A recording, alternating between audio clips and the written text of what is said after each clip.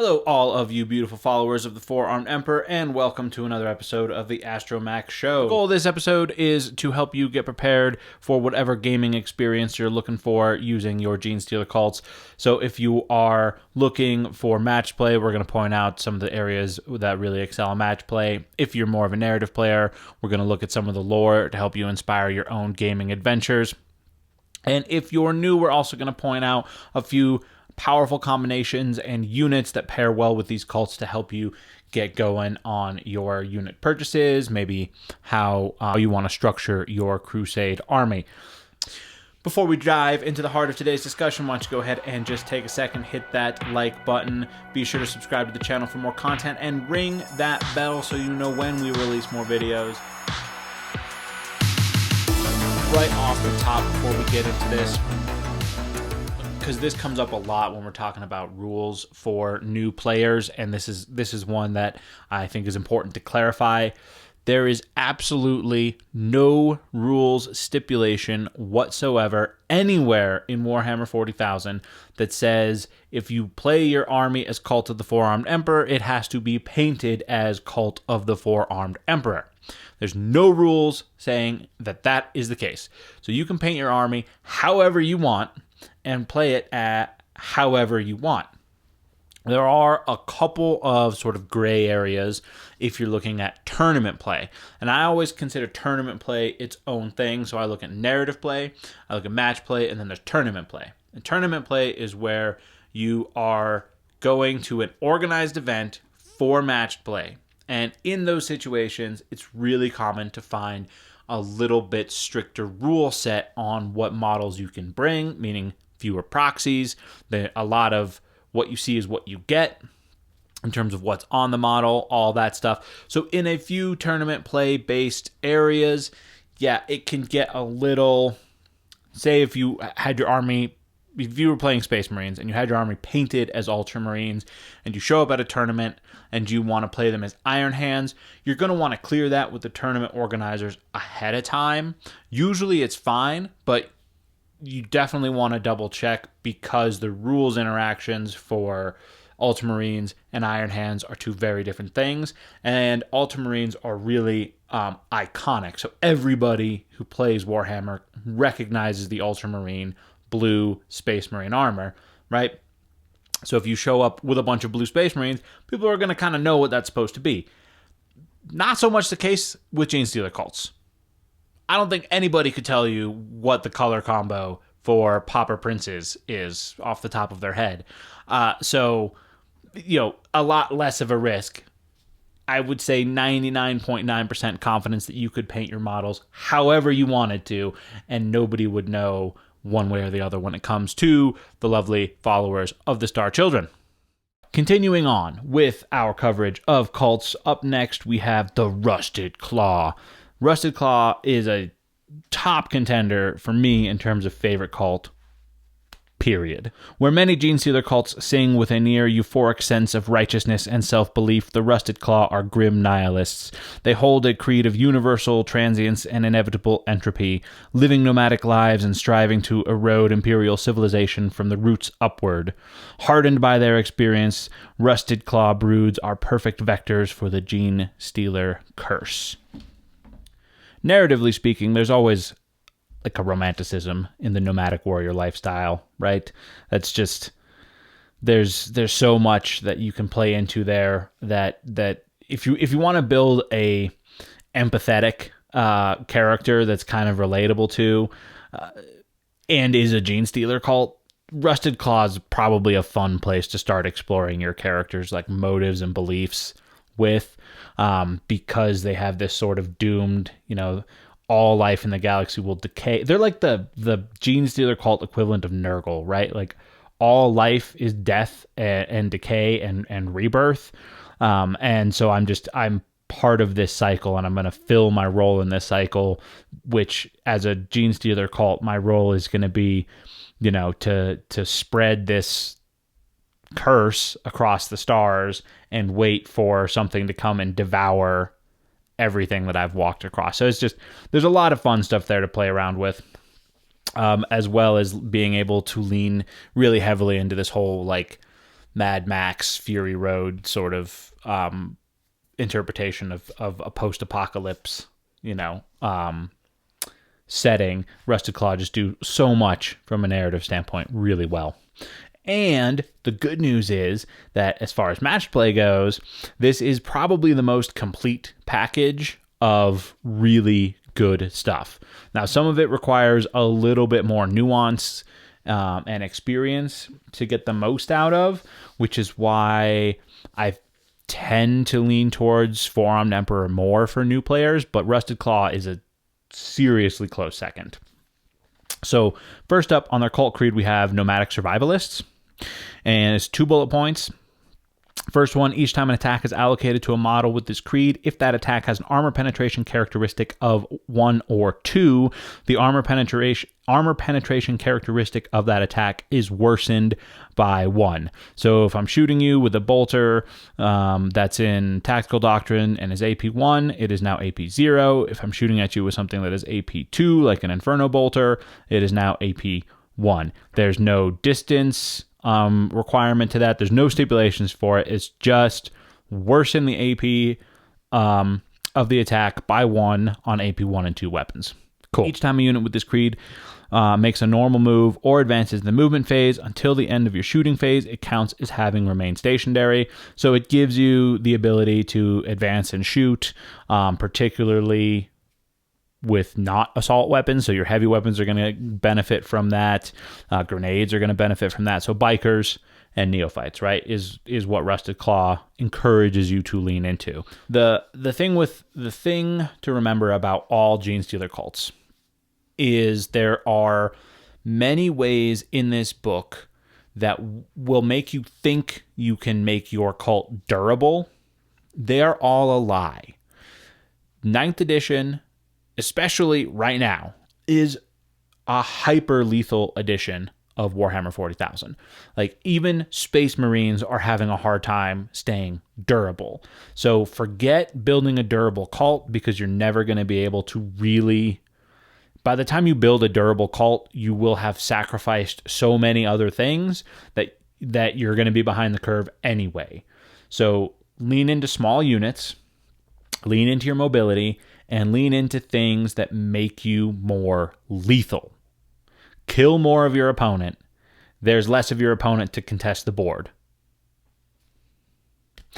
And as far as things that make you more lethal, the second bullet point on the Rusted Claw, the ability to advance and shoot with heavy weapons, good way to go. Rusted Claw is also one of the 2 cults where I almost auto include a Patriarch, because the Warlord trait and relic combination that you can put together here makes for a pretty fun, actually it makes for an extremely fun, pretty lethal Patriarch. So the first part of that combination is going to be the Entropic Touch. That's the Warlord trait. Each time this Warlord makes a melee attack, an unmodified hit roll of 6 scores 2 additional hits. And then you will also improve the armor penetration characteristic of melee weapons this Warlord is equipped with by 1. Now, this was a lot better before Armor of Contempt went away, but it's still definitely good. Especially that first bullet point where any unmodified hit rolls of 6s score 2 additional hits.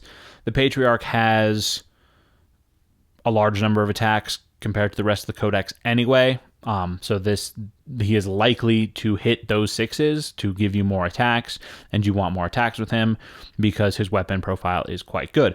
The other reason I really like this Warlord trait is just the flavor side of this is awesome. There, every time this Warlord touches something, there's microorganisms that seep off of his claws or hands or her hands or whatever, and get onto whatever it touches, and then they slowly just erode it away, and that's just awesome. Relic side of this, which is the Nomad's Mantle, and it's Rusted Claw model only. The bearer is eligible to shoot, charge, and manifest psychic powers in a turn in which it advanced or fell back. Now, on a Patriarch, it doesn't have any shooting, and it can already advance and charge, but the ability to manifest psychic powers after it fell back is pretty cool. And then each time the bearer makes a normal move, advances, falls back, or it makes a charge move, until that move is finished, it can move horizontally through models and terrain features. It cannot finish a move on top of another model or its base.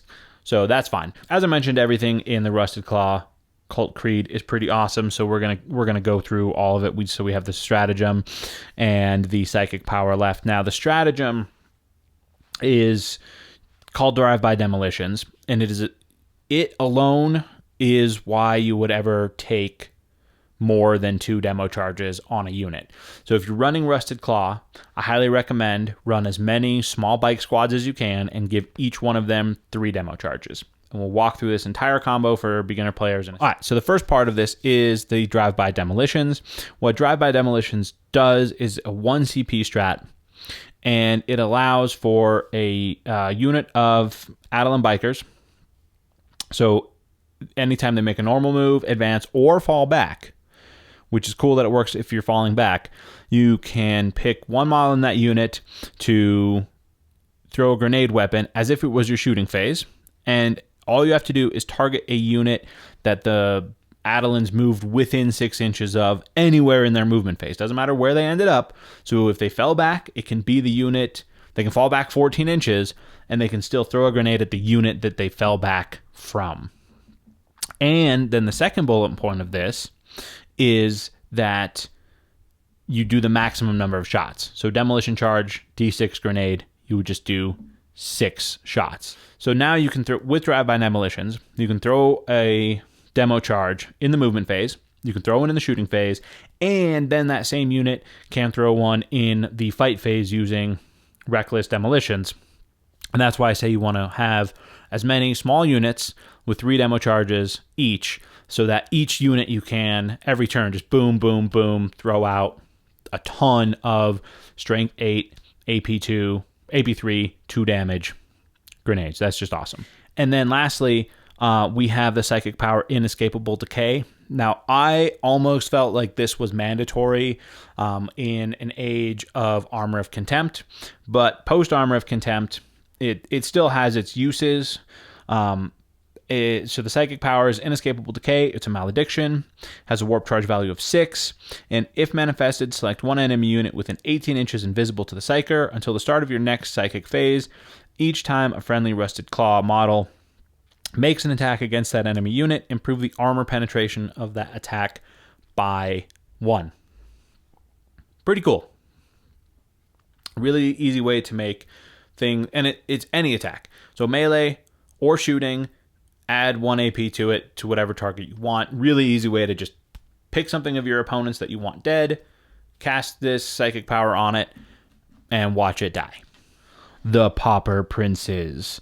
Religious zeal and unquestioning faith have long been weapons in the arsenal of the Imperium. To the Pauper Princes, however, they are the means to poison the worlds of mankind one by one.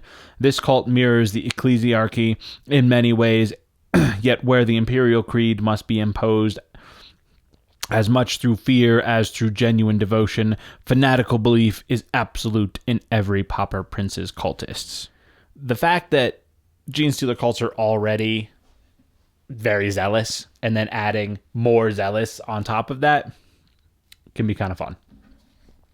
In fact, I was running a campaign right now, and I had one player who was playing Genestealer cults, and she was kind of starting to make, you know, I like my players. They don't really know much about Warhammer. They're all very new to the game.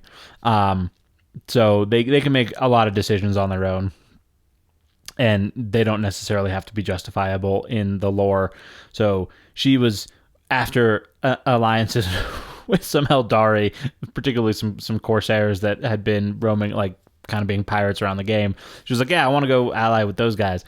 And so her cult was like talking with them, and I kind of made up, and I used some other models I had. I was like, yeah, all right, so there's some Pauper Princes esque, you know, there's other members of your cult that are not thrilled with the fact that you're engaging in these alliance talks with, you know, this other Xenos faction. So she ended up having to, it ended up sparking a little bit of a civil war in the opposing side of her cult. I ended up picking Pauper Princes specifically for their fanaticism.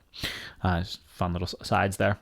But as far as rules go for match play, you do get quite a lot of power out of Pauper Princes. I want to say it was like mid 9th edition. Maybe it was the beginning of Nephilim. Maybe it was the end of Nachman. I'm not quite sure. But John Lennon from The Art of War was running Pauper Princes.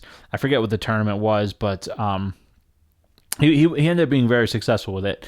And when they were doing the review of this codex, this was one of the cults that really stood out to him. So I've always liked it, but I'm not in love with it. But there's obviously some power here. So the first point on the creed, each time a model with this creed makes a melee attack, if that model's unit made a charge, was charged, or performed a heroic intervention, add 1 to the hit roll. If you're going for a melee build on your cults, this is excellent. And then each time a combat attrition test is taken for this creed, you can ignore any or all modifiers. So the first part of that is excellent. I think the reason you don't see more Pauper Princes in tournament play, competitive play right now, is because so many Genestealer cults are leaning into shooting, which is fine. 9th edition, they obviously wanted to make Genestealer cults into more of a shooting army and less of just a pure melee army, hence Crossfire and Exposed. So I think if the competitive meta ever swings back towards melee and away from shooting, I think Pauper Princes might see a rise. The relic, it's an aura, 6 inches. You get a 5+ invulnerable save. Great on a icon ward. So one way you can kind of set this up is you can still do your gun lines with your neophytes and have your icon ward hang out with them.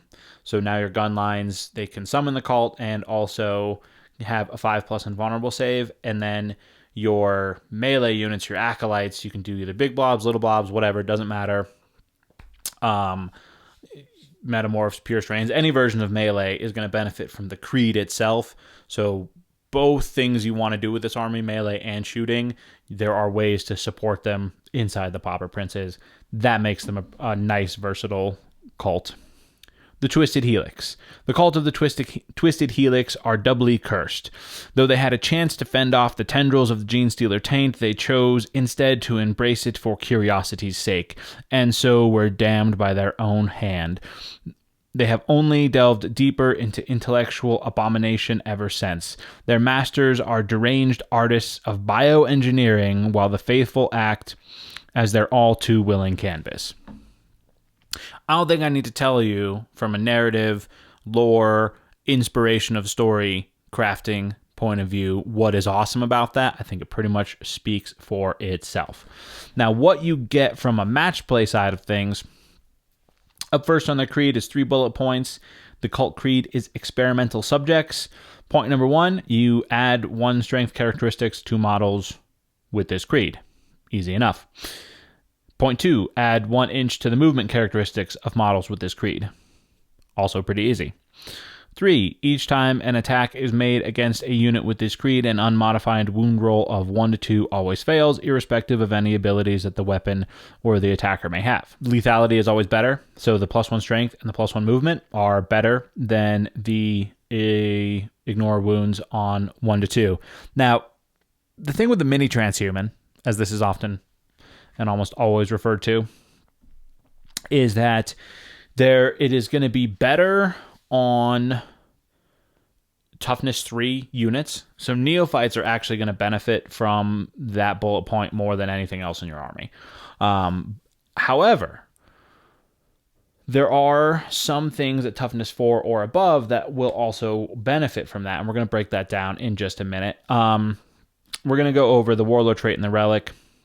We're going to go over the rest of these, and then we're going to talk about some of the stuff that's going on, because this is a creed that was recently won a tournament. So let's finish this, and then we'll break all that down.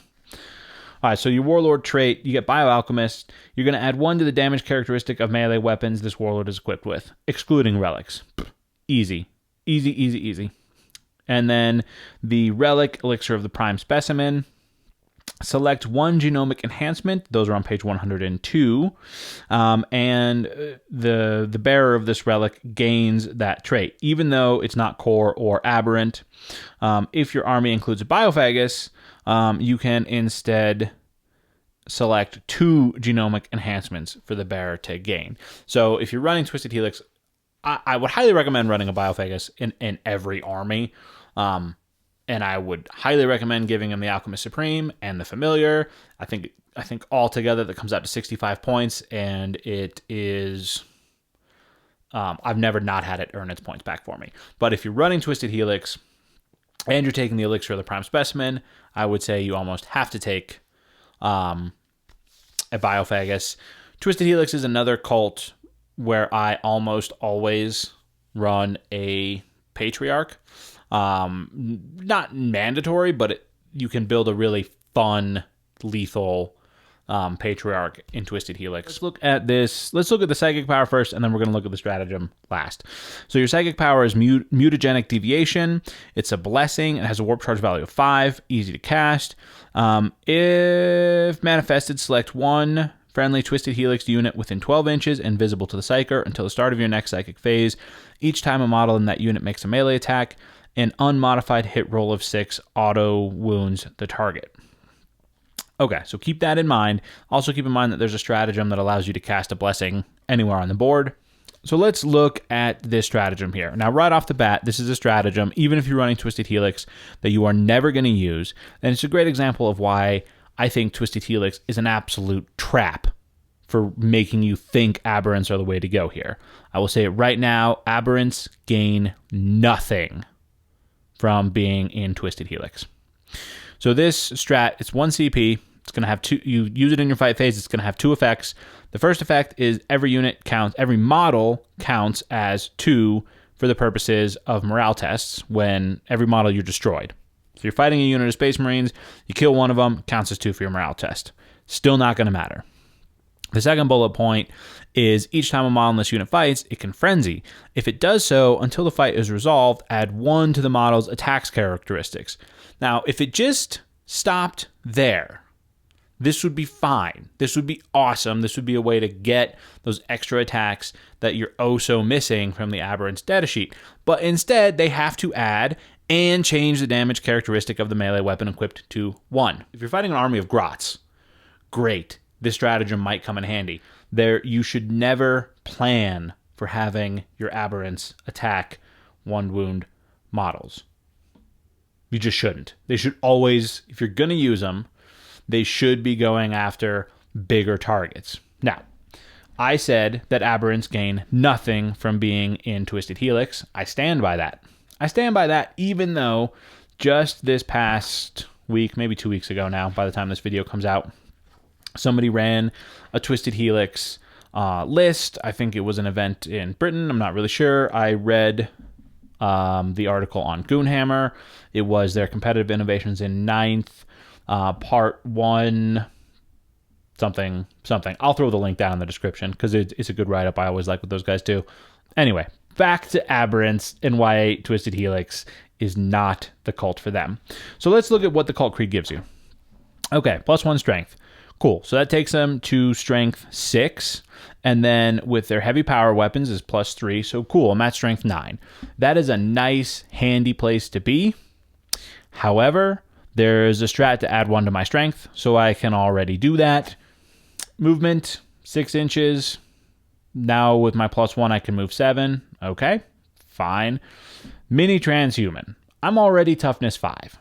So where you're most often going to get hit with things that would wound you on a 2 is anything that's strength 6 and above with a +1 to wound, right? So it's kind of a niche group of things that your aberrants are going to benefit from that mini transhuman on. And sure, there are some units where you can take your cult creed for your +1 strength and then use the industrial infinity, not industrial affinity, the overload fuel set power cells stratagem to get you to wound things on 2+. But that is a lot of ifs and ands and maybes and buts to make your aberrants slightly better. Now, this list that won this tournament recently it was Twisted Helix, it did have some aberrants, but only one unit, and I think it was 5. So that I can see the justification for taking 5 aberrants in just about any cult list, right? Where I struggle with aberrants is what cult is going to help me run more of them, because there are so many hyper lethal things in this codex that do benefit immensely from being in Twisted Helix. The first up being the Purest Train Genestealers themselves. Now, +1 strength, that's going to take them from strength 4 to strength 5. And they don't have industrial weapons. They're called claws and talons, and they're not core. So there's very few ways to actually enhance this unit. But taking them from strength 4 to strength 5 is basically a +1 wound against anything you might want to go attack, which is other elite infantry, and in some cases vehicles. Their movement, +1 movement, that takes them from a movement 8 to a movement 9 on a unit that can advance and charge. So, and you can get a pre-game move on them. So really, you're going to get that 1 inch is going to go a lot farther on Purest Trains because they're advanced and charge than it is on a squad of aberrants. The transhuman, this is a toughness 4 model. So there's a lot of stuff with a +1 to wound that is going to wound it on a 2. And it's a lethal unit, so it is going to attract the attention of some of your opponent's bigger guns. So they might actually get some mileage out of that mini transhuman. On top of that, Purest Trains have 4 base attacks. So you're looking at 40 attacks. And then we flip over to this psychic power, right? That we mentioned earlier, this mutagenic deviation. Unmodified hit rolls of 6 auto wound your targets. So if I'm rolling 40 dice on my attacks and 6 is to hit auto wound, right? This is a AP3 weapon. So this is where I say situationally, you can run a squad of Purest Trains into a vehicle or something really heavy and just drown it in attacks, like knights of any variety, right? They're on a base 3-up save, generally speaking, no melee invulns.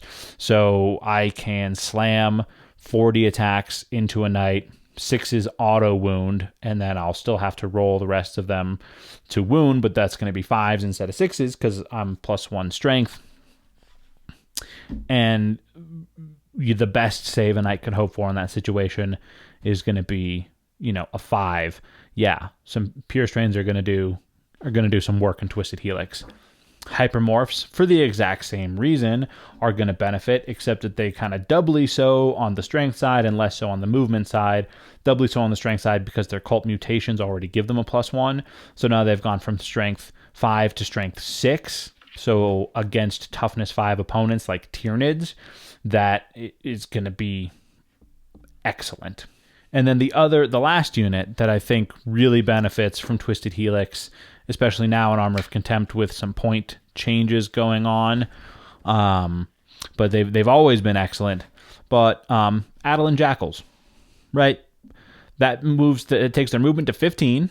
They still get their scout pregame move, so you're going to get a lot out of that +1 movement. Strength 4 with the power weapon, strength 5 in Twisted Helix, so that 4 to 5 is an important point or a strength break for stats. So they benefit from the strength a lot as well. And surprisingly enough, in my experience, they do benefit from that mini transhuman, even though they're on toughness 4. So I think Twisted Helix is just overall an awesome cult. It's not my favorite. I talked about it a little bit because they seem to be on the rise again in the Arcs of Omen post Armor of Contempt world. But I do strongly believe that if you will want to run aberrants, you really want to look at Bladed Cog or Mirrored Cults for running your aberrants. So there it is. We did it. We got through all the named cults in the Genestealer Cult Codex. I do hope that this video was helpful if you're a beginning player trying to decide which cult you want to run at. I hope it was entertaining if you're a veteran player and you just wanted to get some more information about the cults or listen to somebody else talk about the cults. If you're anything like me, you can't get enough. Genestealers, thank you so much for watching this video. Give it a like if you liked it. And until next time, geek your own way.